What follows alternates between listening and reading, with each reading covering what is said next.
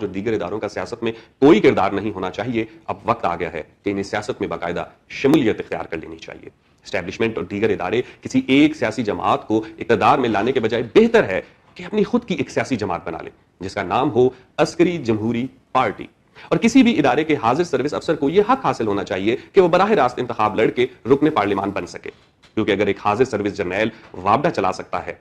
اسپارکو کا سربراہ بن سکتا ہے، ٹیلی کمیونیکیشن سنبھال سکتا ہے، تو وہ رکن پارلیمان بن کے قانون سازی بھی کر سکتا ہے۔ کم سے کم اس طریقے سے عوام میں مینڈیٹ کے چوری ہونے کا غم و غصہ تو نہیں ہوگا۔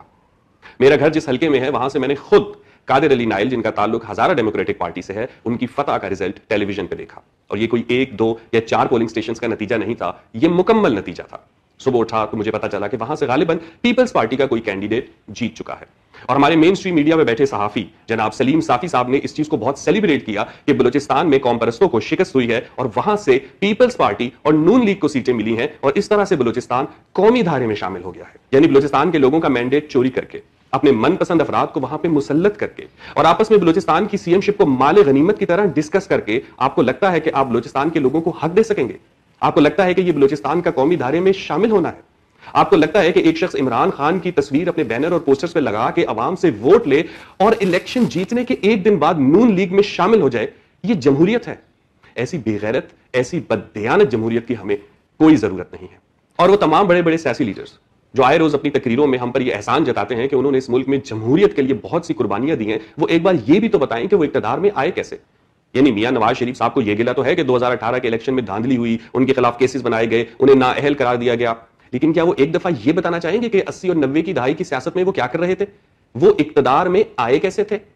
پیپلز پارٹی کو اپنی شہادتوں پہ اور اپنی قربانیوں پہ بہت فخر ہے، تو وہ یہ بھی تو بتائیں نا کہ بھٹو صاحب نے 71 میں مینڈیٹ چوری کر کے حکومت بنائی تھی جس کی وجہ سے ملک ٹوٹ گیا تھا۔